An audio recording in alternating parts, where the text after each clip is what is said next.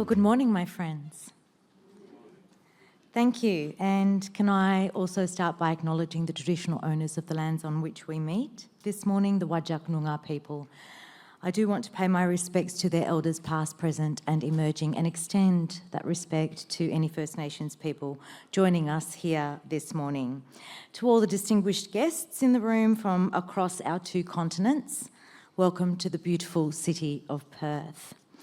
I especially acknowledge the Prime Minister of Lesotho, His Excellency Mr. Samuel Matekane. Thank you for your wonderful speech this morning. The Prime Minister tells me that his plane is empty, my bag is packed. What a coincidence. May I also acknowledge my ministerial counterparts from across Africa and the delegations who have travelled so far to be here. Thank you also to Pay Dirt Media for the invitation to speak at this year's Africa Down Under, and congratulations on yet another successful conference. As an Egyptian-born minister in the Australian government, it is an absolute honour to host you in my home state of Western Australia. But there is actually more to this story.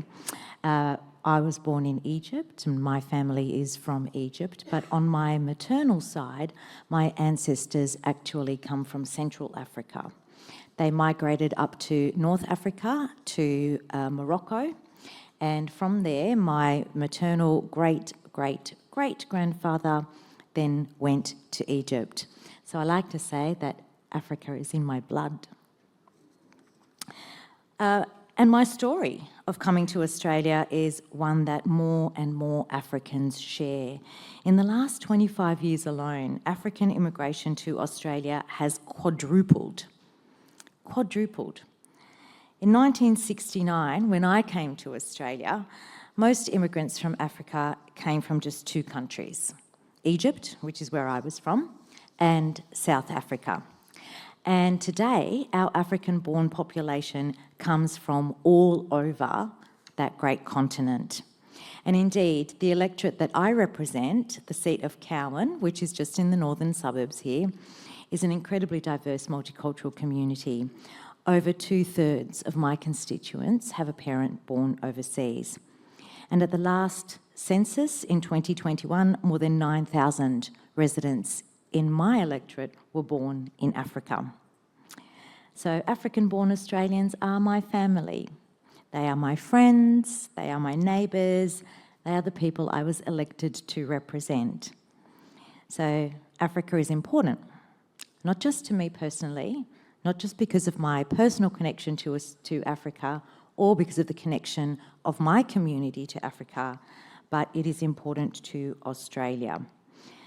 And while our ties are driven primarily and first and foremost by people-to-people connections, we also have strong business connections. And that aspect of our relationship is incredibly well represented here at Africa Down Under. Australian companies have been partners with African countries for many decades. Already, around 170 ASX-listed companies have operations or are working in Africa. Their investments are creating jobs, building infrastructure, and offering new education and training opportunities. Now, this trajectory is good news for the future of African communities, which we know will change profoundly in the decades to come. African nations have a young and growing labour force, and poverty is falling drastically. And as we look to the future, timing will be a key part of Africa's evolution. The Australian mining sector, engaged in African operations, is focused on environmental and social sustainability. We are trusted investors and known for our strong economic, social and governance practices.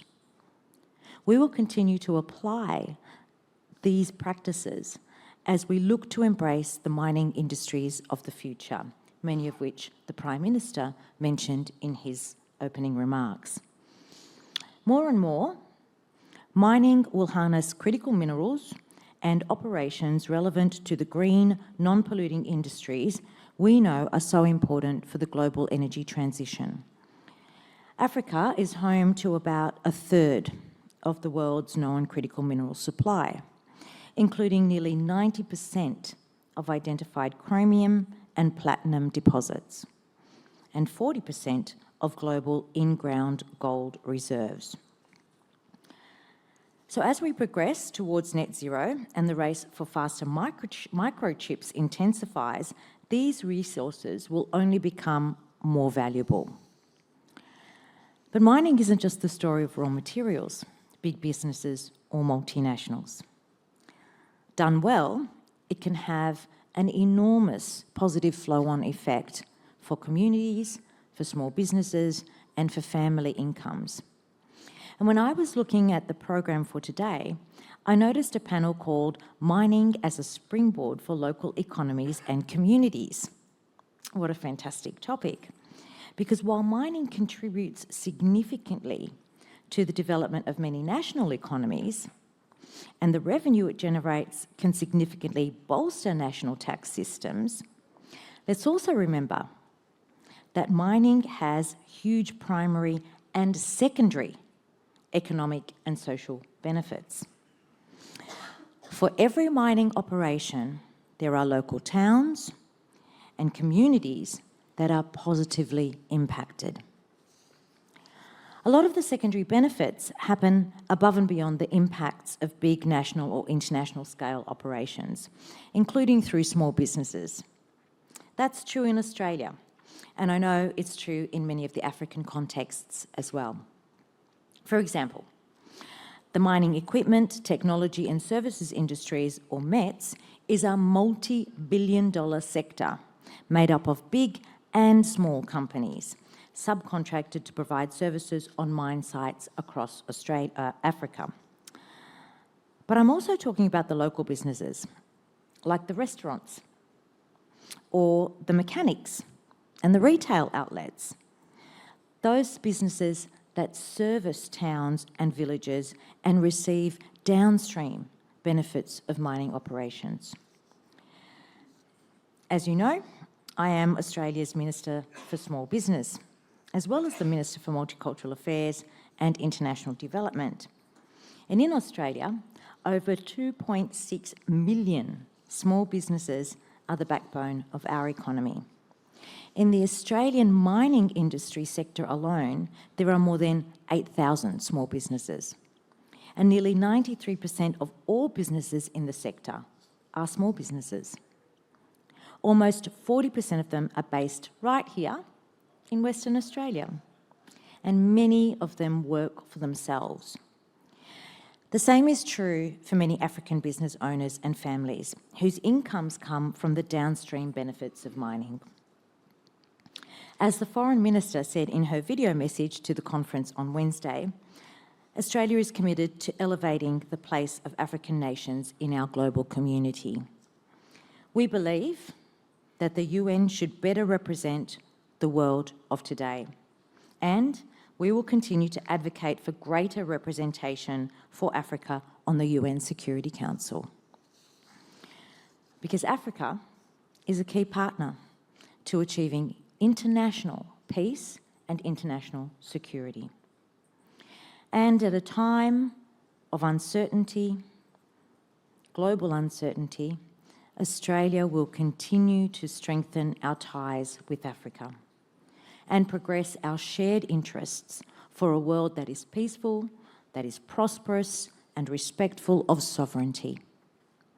Our countries and continents are alive with opportunities, including across the mining and resources sectors as we transition to net zero. So, thank you so much for being here, for celebrating the strong local, social, cultural and business ties between Australia and Africa.